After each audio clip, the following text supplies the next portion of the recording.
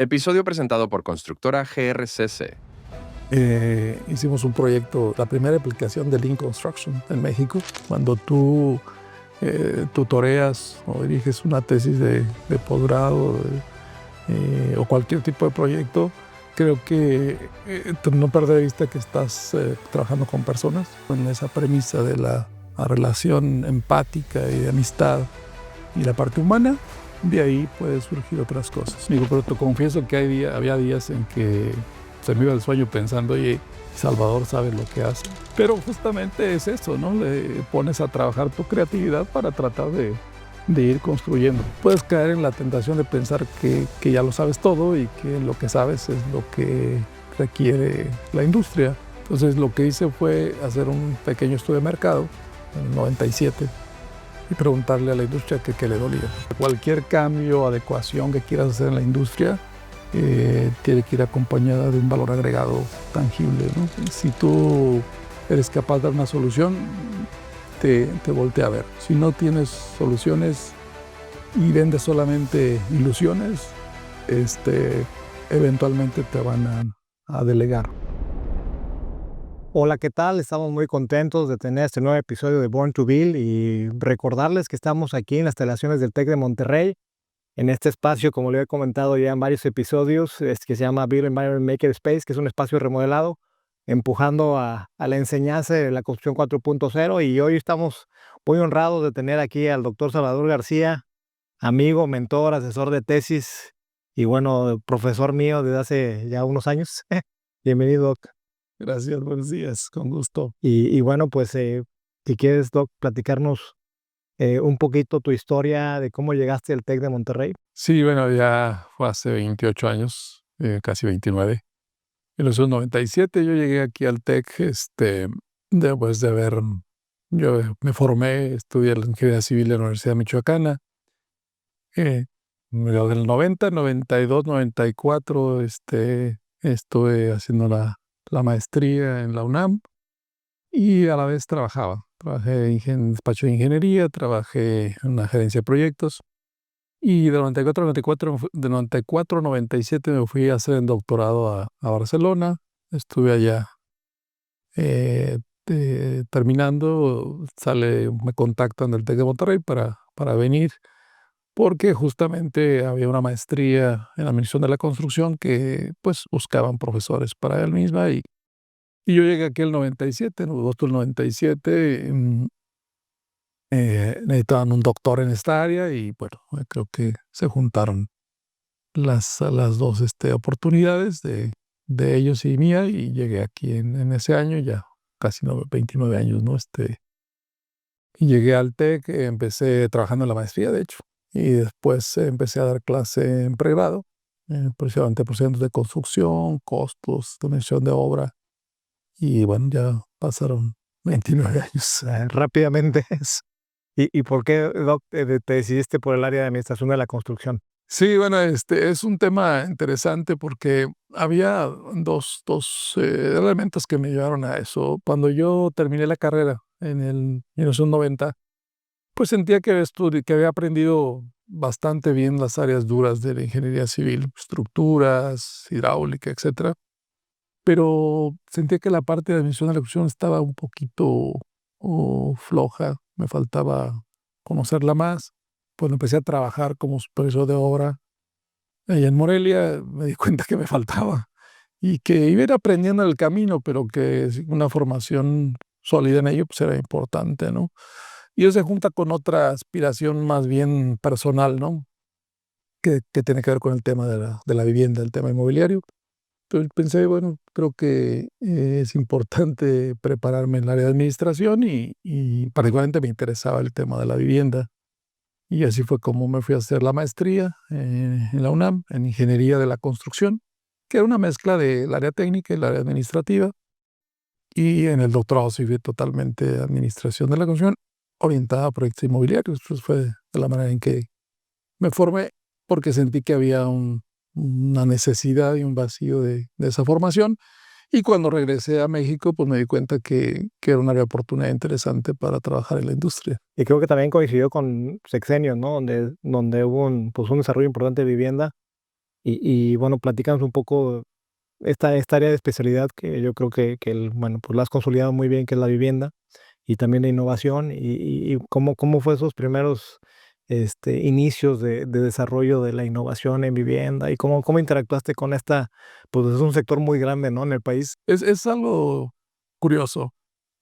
Cuando uno se prepara, te formas en pregrado, posgrado, pues puedes caer en la tentación de pensar que ya lo sabes todo y que lo que sabes es lo que requiere la industria.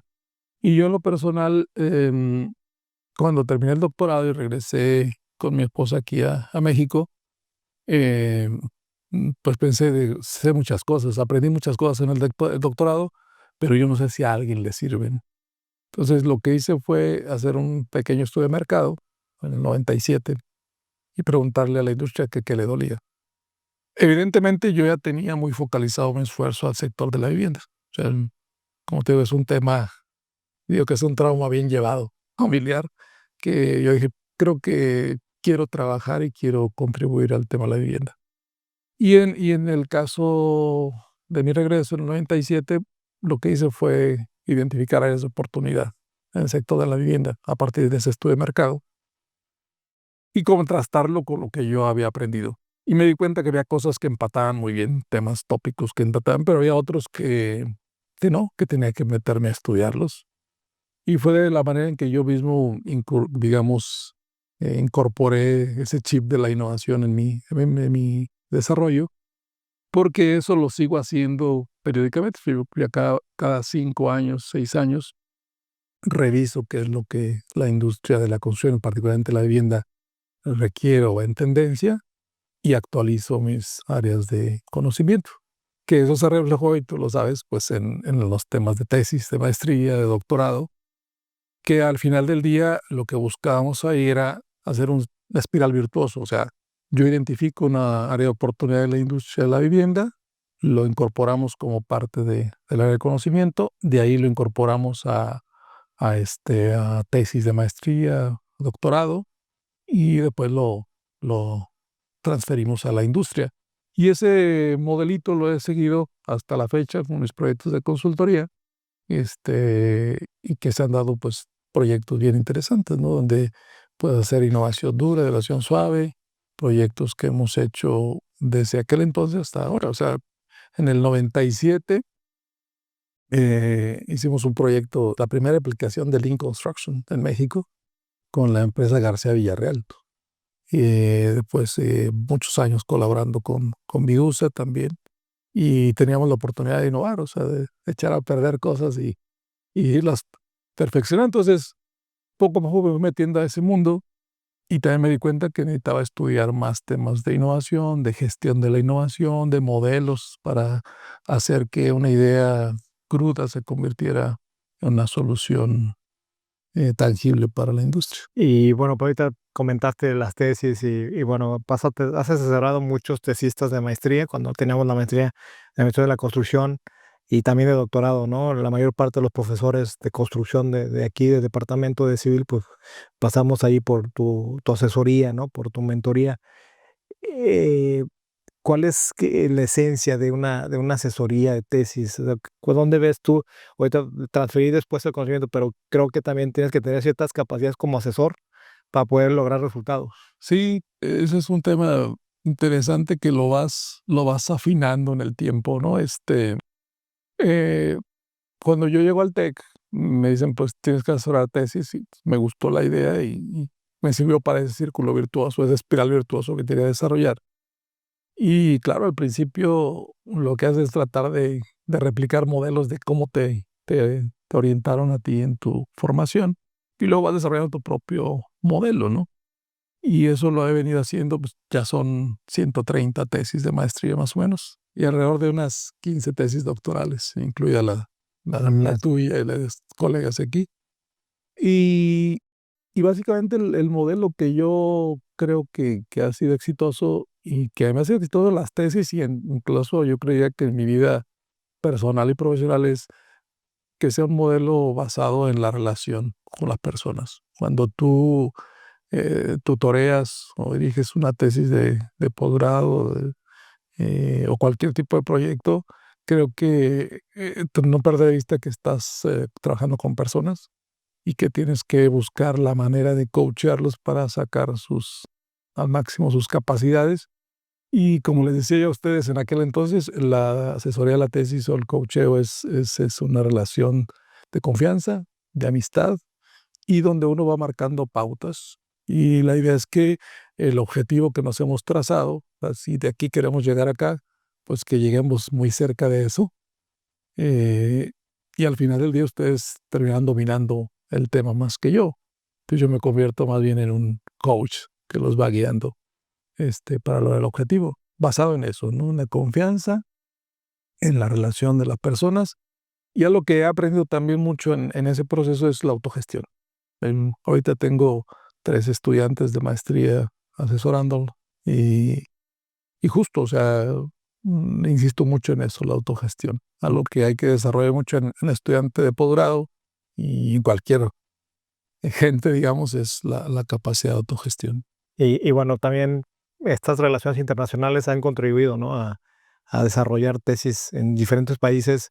Digo, no es fácil, no cualquiera es aliado, ¿no? En universidades de alto prestigio. ¿Cómo ha sido ese vínculo, ¿no? Con estas grandes universidades para hacer tesis y proyectos y todo eso? Pues yo creo que y a la luz pues de la creencia de cada uno de nosotros, yo siempre he dicho que yo creo que Dios me ilumina y me acompaña día a día y me ha hecho estar en el sitio con las personas adecuadas, me ha guiado adecuadamente y yo me he dejado guiar.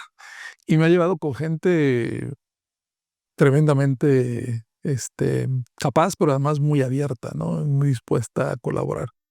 Entonces, de los primeros años fue pues aprovechar, digamos, el contacto que tenía con quienes fueron mi comité en el doctorado. Ahí conocí a Luis Fernando Alarcón, es pues toda una autoridad aquí a nivel mundial en tema de Lean Construction. Hicimos una muy buena amistad, una amistad de casi 30 años. Y de ahí se dieron toda una cuanta colaboraciones, con Carlos Formoso en Brasil, luego tuve la oportunidad de conocer a un entrañable amigo, Diego Echeverry, en Colombia, Pablo Orihuela, que es un excelente amigo mío, y en fin, fui construyendo relaciones que primero, y insisto, primero es la parte humana. O sea, podré no trabajar jamás contigo, pero podemos ser muy buenos amigos. Entonces yo creo que basado en esa premisa de la relación empática y de amistad y la parte humana, de ahí pueden surgir otras cosas. También después a partir de ahí conocí a Eugenio Pellicer, a, este, a Jorge Vanegas, conocí a Daniel Castro, que está ahora en Purdue. Entonces he tenido la oportunidad de conocer a excelentes profesionales, pero sobre todo excelentes personas. Y bueno, espero no se me pasó alguno, pero sí, no, creo que gracias a Dios he tenido la oportunidad de encontrar en mi camino gente que es tremendamente inteligente y que además te abren las puertas para colaborar. Entonces, ellos ya tenían una trayectoria, muchos de ellos, otros no, son más o menos contemporáneos míos, pero se fueron abriendo las puertas. Y claro, o sea, tienes la oportunidad y la aprovechas y como bien decía también un buen amigo y exalumno, Alessio Izquierdo, base al esfuerzo y el compromiso y el trabajo se van dando las cosas. Entonces, eso abre muchas puertas, te da la oportunidad de haber estado en universidades que a lo mejor nunca te hubieras imaginado estar, en sitios.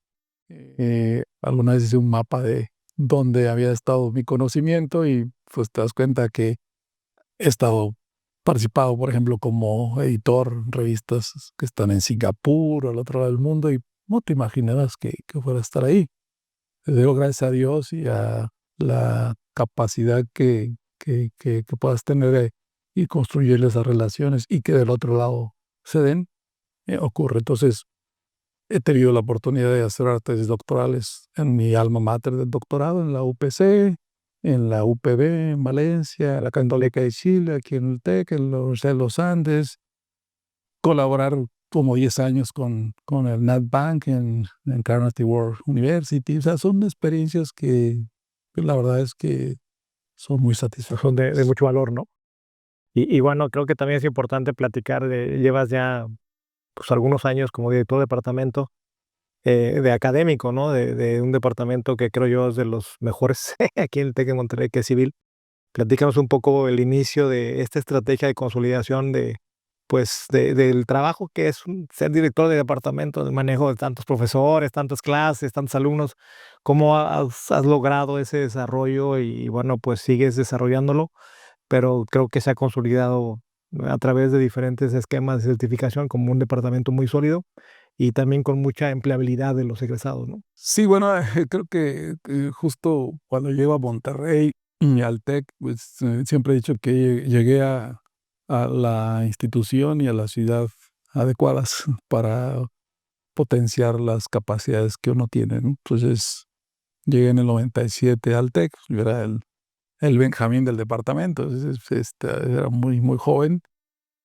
Y pues mi primera visión fue tratar de desarrollarme en la consultoría, que hasta la fecha lo sigo haciendo, educación continua, generar soluciones para la industria, y eso no lo he dejado de hacer. Se da la oportunidad de postularme a director de departamento, que era, en aquel entonces era por elección, y gano las elecciones. Si mal no recuerdo, fue 2009, no menos así, ¿no? Sí. Este, 4 años que iba a estar director, evidentemente pues, es aprender la gestión del departamento. Se renueva por 4 años más, tenés la posibilidad de renovarlo. Después ya cambia un poco los lineamientos y ya es permanente el puesto.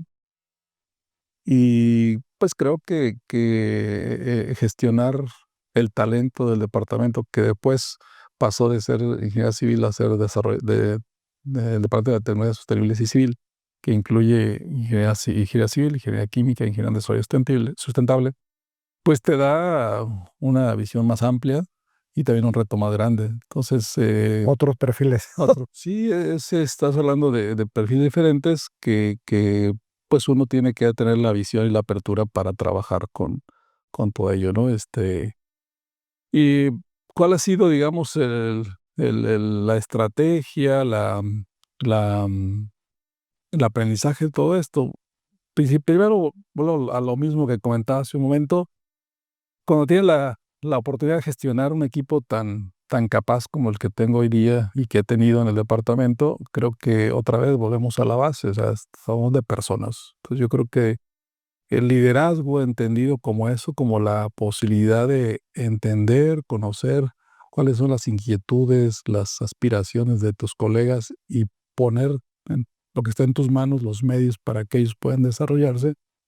Para mí eso creo ha sido mi principal objetivo y se ha logrado en buena medida porque es un trabajo de equipo, ¿no? Y eso se ha traducido pues en resultados tangibles. Puedes recordar cuando yo llegué a director de departamento, pues muchos de ustedes no tenían doctorado, ahora prácticamente todos tienen doctorado. ¿Por qué? Porque era un objetivo conjunto, ¿sí? Eh, Hemos ido mejorando y siempre continuamente la calidad académica, hemos desarrollado otros tipos de iniciativas como este espacio que complementa la formación de nuestros alumnos, las acreditaciones, la evolución de los planes de estudios continuamente hasta el actual TEC 21. Entonces, todo eso hace que tengas retos permanentes y que al final del día todos esos retos los puedes solventar a partir de conocer, entender y el acercamiento que tienes con tu equipo. Para mí es fundamental cuando se habla de liderazgo en un grupo de trabajo, es eso, ¿no? La capacidad que tengas de acercarte a cada uno de los colegas, entenderlos y tratar de crecer juntos y desprenderte un poco de la soberbia, del ego, decir, primero voy yo, sino decir, primero va mi equipo. Y creo que eso me ha funcionado. Y la otra es que he aprendido en el camino que la autogestión es fundamental. O sea, no me veo yo con un estilo de liderazgo que sea de control, de mecanismos de seguimiento férreo, sino hablamos de gente muy capaz, gente muy preparada, que tiene esa capacidad de autogestión y que si hablamos un diálogo transparente y abierto, podemos trabajar muy bien y los resultados se han dado. Nuestro departamento creo que en los últimos años ha entregado, siempre, pero en los últimos años creo que ha entregado resultados muy buenos. No, excelente. Y bueno, platícanos un poco, Doc, el tema de tus relaciones con las cámaras nacionales, internacionales, pues también se dice fácil, ¿va? Pero pues no siempre se logra, ¿no? El mantener una relación como con la Canacol en Colombia y bueno, aquí con la Cámara de Vivienda. ¿Cómo ha sido ese desarrollo ahí?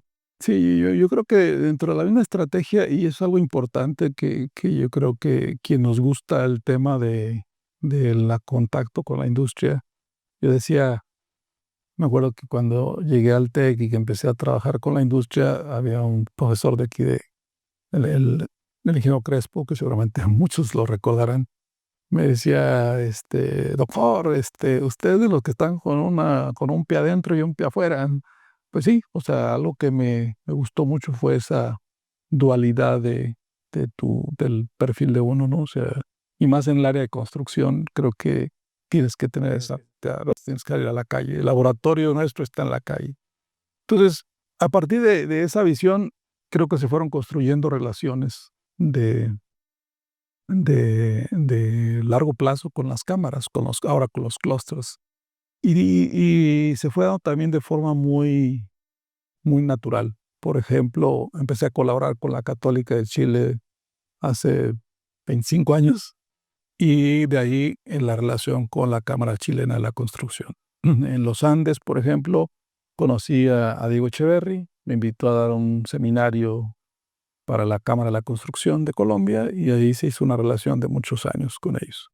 Aquí en México con la CEMIC, con la Canaderi, con la AMPI, también fue dando de forma casi natural.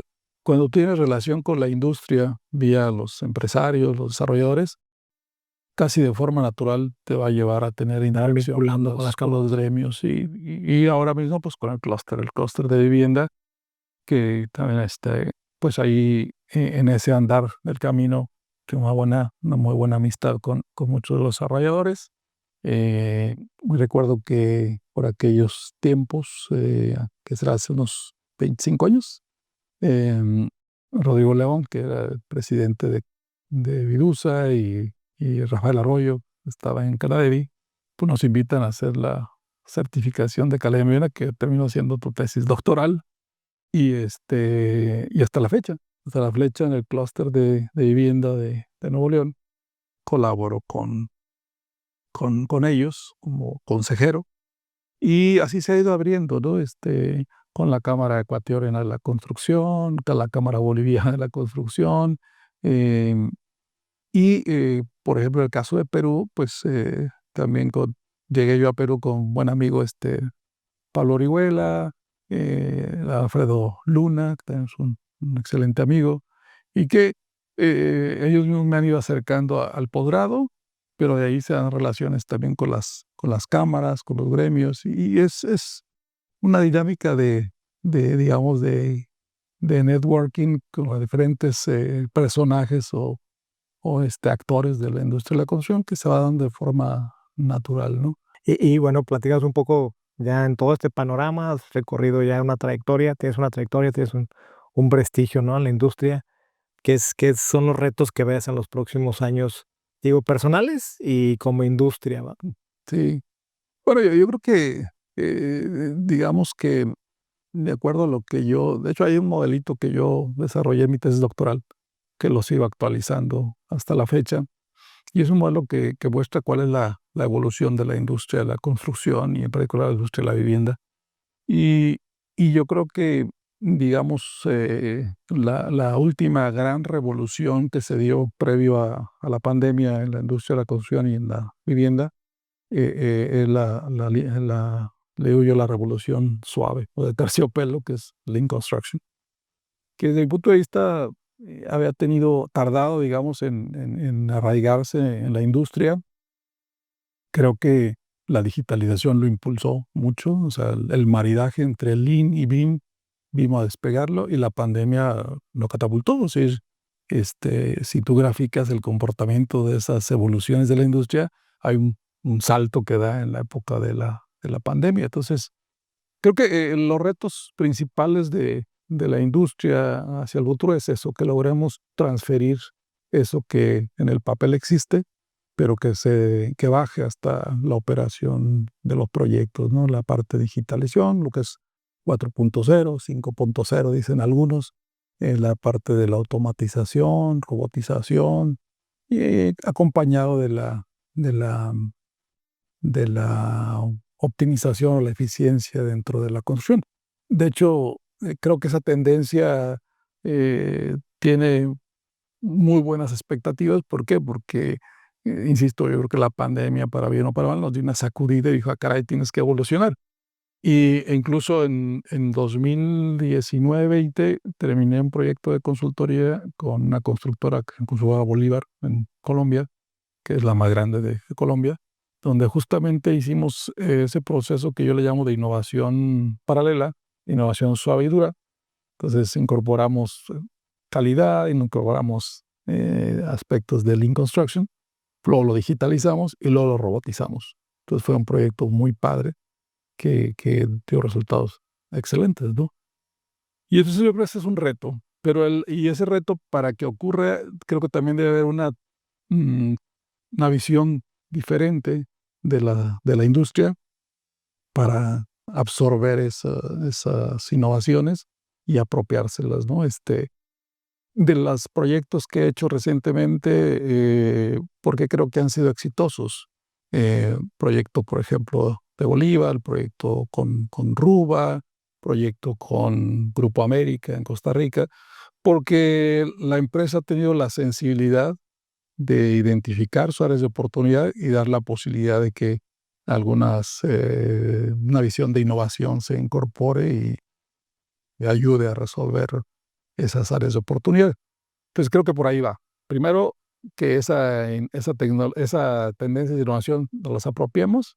Y yo en lo personal, pues creo que yo estoy en una etapa en la que creo que me sigue gustando estar en la obra, me sigue gustando andar ahí, ensuciarme los zapatos, las botas, pero también creo que la evolución que he tenido yo en mi actividad como hacedor de soluciones es más estratégica. Entonces, ahora normalmente sugiero a la industria visiones más estratégicas de la innovación, que el reto es bajarlos hasta la operación, ¿sí? Entonces, antes mi visión era, tú tienes una necesidad, una oportunidad, yo te doy una solución, pero ahí se quedaba, ¿no?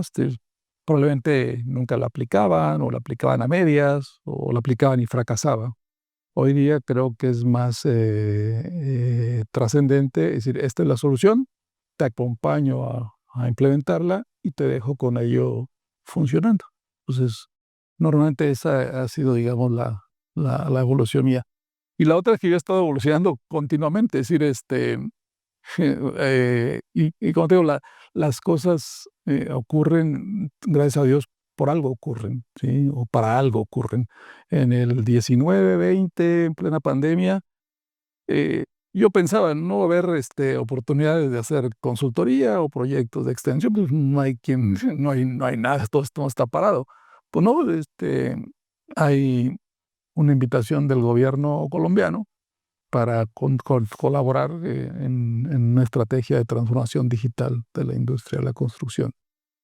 Y para mí era un reto. ¿Por qué? Porque era ponerme literalmente a estudiar sobre automatización, robotización, digitalización de la construcción, para poder ayudar a hacer un plan estratégico a las empresas de transformación digital. Entonces, la capacidad de aprender y de actualizarse, eso es parte de tu ADN, ¿no? Y dar solución, ¿no? Sí, sí, al final del día, la industria cualquiera que sea, si tú eres capaz de dar una solución, te voltea a ver. Si no tienes soluciones y vendes solamente ilusiones, eventualmente te van a delegar. La industria es muy pragmática. Entonces, siempre he dicho que cualquier cambio o adecuación que quieras hacer en la industria tiene que ir acompañada de un valor agregado tangible, ¿no? Y eso lo he visto claramente. Y para nosotros que estamos en este medio, pues a veces la idea está clara, pero no el camino. Entonces, a veces el camino se está desarrollando. Que abriendo camino. Sí, recuerdo un proyecto que hicimos cuando nació Arella. Un buen amigo, Pablo Zambrano, dice, oye, quiero hacer un plan estratégico de posicionamiento de la empresa basado en valor, en atributos de valor. Ok, ¿tú lo puedes hacer? Sí, yo lo hago. Le voy a mandar el video para que lo vea. Y me dijo, después de que terminamos el proyecto, oye, quedó muy bien. ah, Creo que llegamos más allá de lo que esperaba. Me dijo, pero te confieso que había días en que se me iba el sueño pensando, oye, Salvador sabe lo que hace. Y yo, no te preocupes, a mí también se me iba porque no sabía lo que iba a hacer. Pero justamente es eso, ¿no? Le pones a trabajar tu creatividad para tratar de ir construyendo. Tienes el punto donde quieres llegar y en el camino puedes que haga algunas curvitas, pero vas a llegar y tienes la idea de la solución, pero la puedes ir construyendo también en el camino y es válido. Pues excelente, Doc. Pues muchas gracias por tu tiempo. Creo que vamos a ocupar otros episodios para que nos platiques de proyectos, en particular estos proyectos nacionales, que más bien de impacto nacional. Creo que es de edificación escuchar, ¿no? Todo este tema de implementaciones nacionales a nivel empresarial y nacional y, bueno, industria, ¿no? De la construcción. Y pues con esto cerramos este episodio. Gracias, Doc, por darnos este espacio de unos 30 minutos.